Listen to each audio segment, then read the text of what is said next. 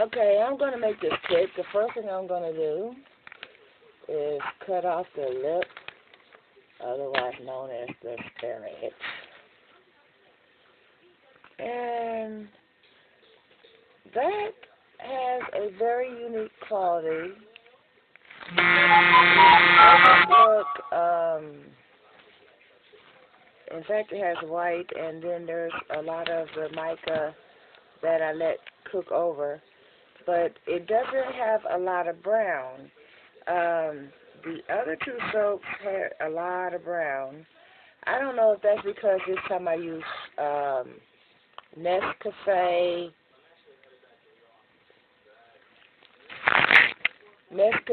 Taster's Choice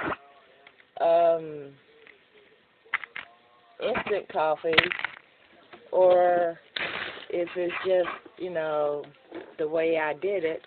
I'll find out soon, because usually I get some water, distilled water like this, and brew a batch of coffee real strong and go from there.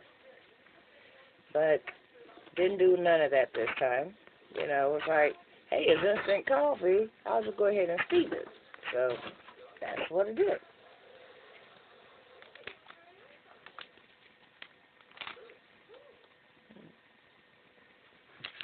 Okay, some of this.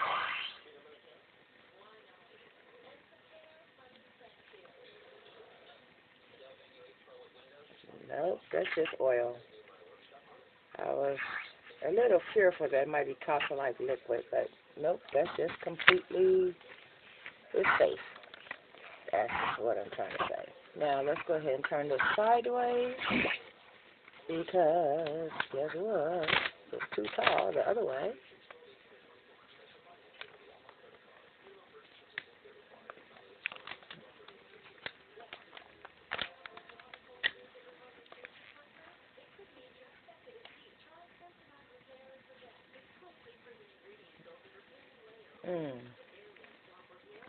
And as you could tell, it's got a gel laces center.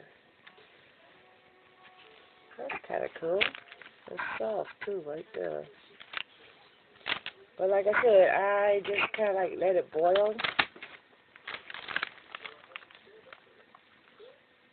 And as soon as it got Vaseline, gelatinous, whatever you want to call it, I just quickly popped it in the pot. I had literally put the mica in, two spots on the surface, and then let it do the fold over. So by the time I did a quick plop and all that, it's got a little bit of a swirl, but the swirl is a little bit unpredictable, which is actually a quality I like. That's like the Giggle is now presenting as a partially purplish color. Part of it still has that reddish, but that's fine. The way I make Giggle is never going to be the same thing twice. And that's a neat pattern. Look at that. It's not quite it looks like an in-the-pot swirl, but it's not quite an in-the-pot swirl. Which, technically, that would be what it is from the way I did it, because, here you have the, soap, and I literally just sprinkled it on this side, sprinkled it on that side, and when it cooks, it boils over, and that's what gives you the coloration in the middle of the soap. In fact, the one actually looks like a mica line, but there's no mica line in this. It was like whatever was on top, when it folded over, that's what it stayed at. Okay, I'm going to, there we go. And I am so happy with the way this turned out. I am going to try this same method with other soaps, other colors, and see what happens. because literally I overextended the super fat so that way I didn't have to add it later. It's like right after trace, I just literally dropped the super fats in, then dropped my mica in, so that way I didn't really have to do any stirring. No, wait a minute, that's incorrect. I did the super fat. I just literally let it come to a complete melt. You can see when it, you know, it like look like little glistenings when it melts. Stir that like once. Sprinkled the mica, and then I just let it do the boil over. And I was expecting it to volcano because, you know, soy is notorious for volcanoing, but it didn't volcano. But it did give me this fun effect. Ta-da. Ooh.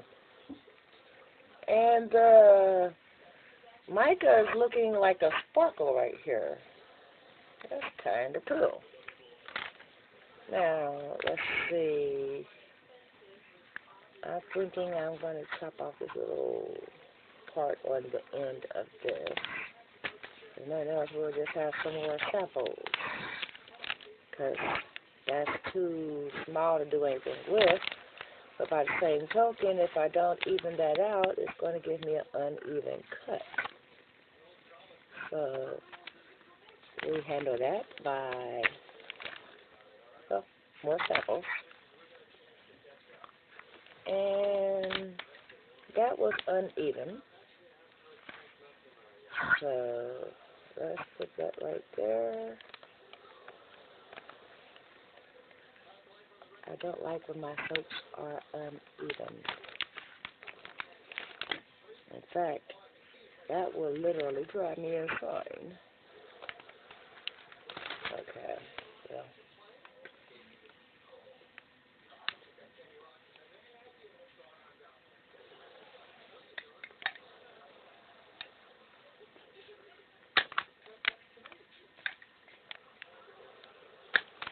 There we go. See how fun that looks? And because of the way I just did that, these cravings right here, it's going to make a really fun sample.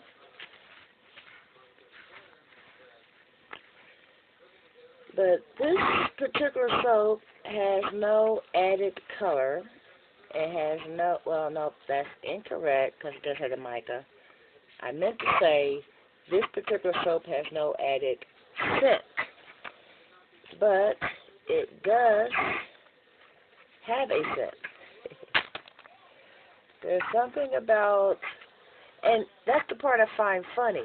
Coffee soap is notorious for being a quick perk up because it, you know, the way it affects the skin, and it's also notorious for being disinfecting and deodorizing. If you have an issue with, like, say for instance, it gets hot in Cincinnati, you got on shoes or whatever all day, and your feet start getting sweaty and it has that particular feet smell, you wash with some coffee soap, nobody will know it on the planet. I mean, it literally neutralizes that particular odor. And it's also good if you, say, get doused by a polecat or a skunk. Ask me how I happen to know that. Because where I used to live at, that was an occasional hazard. It was like if I seen a polecat or a skunk, it got the entire side of the street. It didn't matter if I was already walking there. Oh, you want to walk here? I'll just go across the street and you can have this whole side of the street. Because you get doused by those things once. That's all it takes. And I didn't have tomato sauce and all that fancy, smashy stuff. What I had was coffee. In my house, if we run out of coffee, it's time to replace the food, the coffee creamer, you know, the distilled water, so forth and so on. And the one thing that I replaced immediately was the coffee. And you can soak in some coffee. It gets rid of that skunk scent. Okay, let's go ahead and chop up some samples. But coffee soap makes a very, very pleasant scent, which I find amusing because most things that have a pleasant scent have a added scent. This is not an ad. This is just what you get. So, and it's a very gentle scent. I mean, you literally have to know what you're looking for, you know. So I'm just going to put that there, show it to you, and put it there. Oh, look, there's a dent there. That's the only air bubble in here. But you know the fun part about air bubbles? If the soap is soft enough, the air bubble's not a problem. Just smush some of the soap into the little opening, and then let it cure for another day or so. And you will not have any air bubbles to show the world because you're filling the air bubbles with the excess soap. And then giving it a chance to harden in place where there would have just been a big old hole. Now there's a smoothness. See that? So, I was actually putting those over there. Just like that little hole right there. I can just go ahead and, there we go. And I make no bones about the fact that I built up the side with an air bubble. I also do that if I happen to have a CP soap that was, you know, right conditions, a little softer, and here's a harder piece, so forth and so on. And I just put the two together. One time I took some melt and pour soap and just poured in the openings of the soap that was giving me an issue. The customer appreciates that because now you're not dripping them out of a whole inch of empty air. You're making sure their product is solid all the way through and through, so that way they have something that they can use without, oh, well, there's a big old glitch. This is so cute. Okie dokie. Now, see, this is what I'm talking about. See that one itty-bitty little opening? I'm going to just patch the hole with that little extra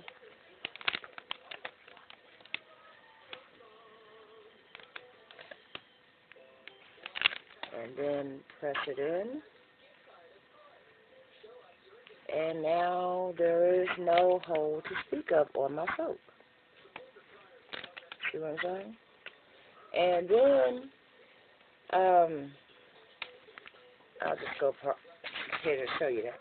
Your alcohol, spray it, wipe it again, and now that little surface that was all cruddy looking, there's no trace of the, you know.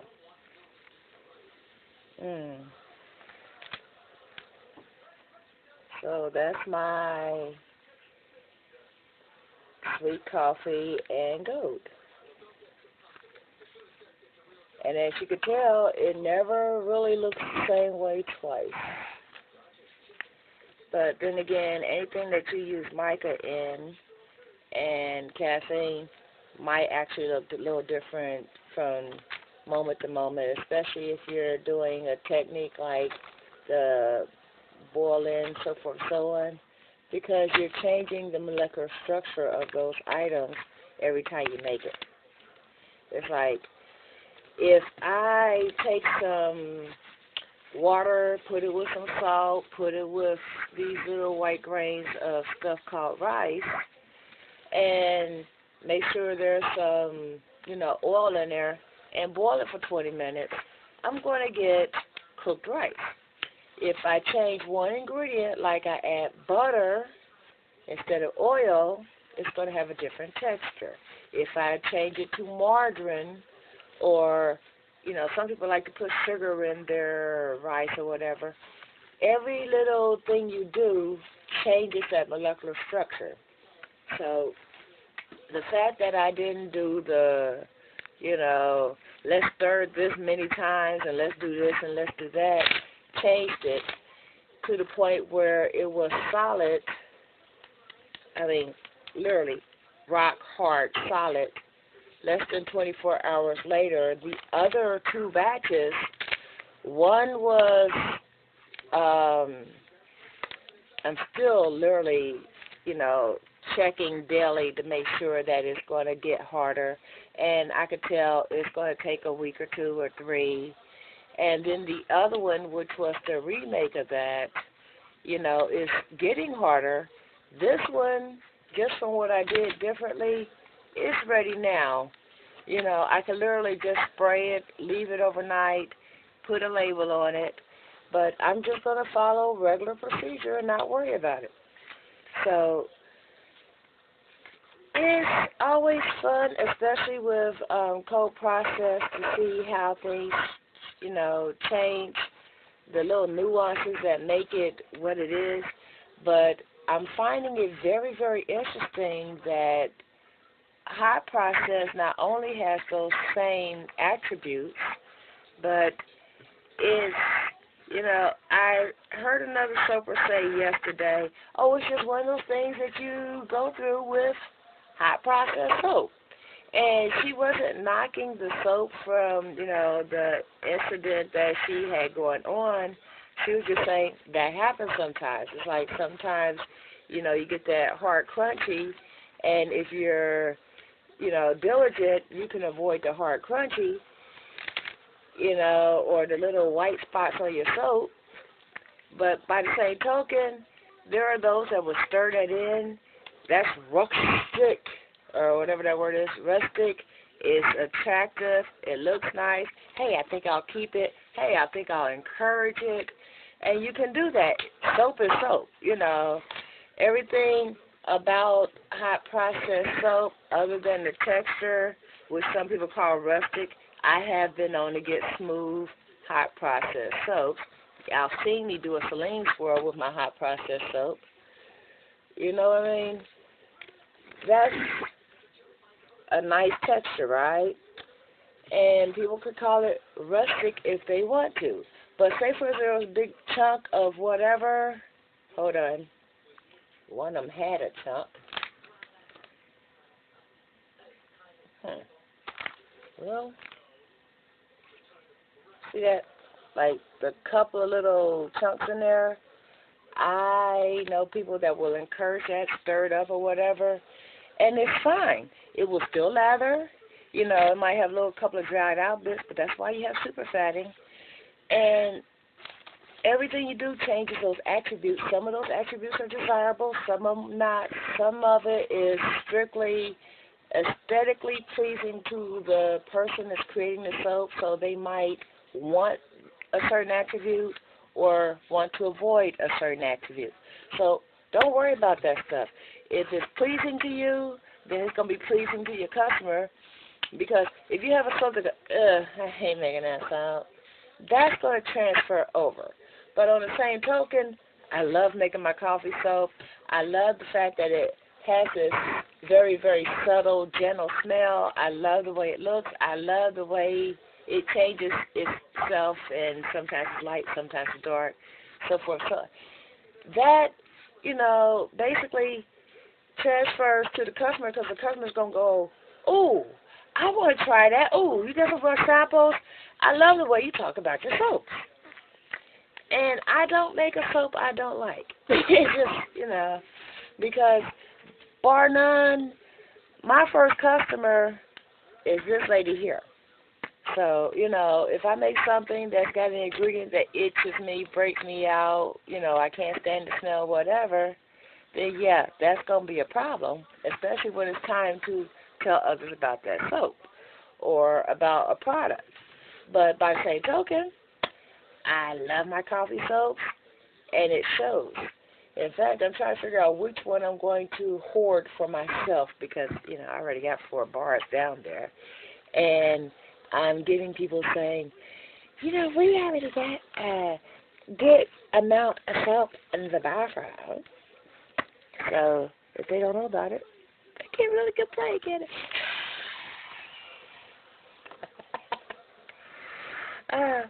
It's time for me to take my medicine and go to bed.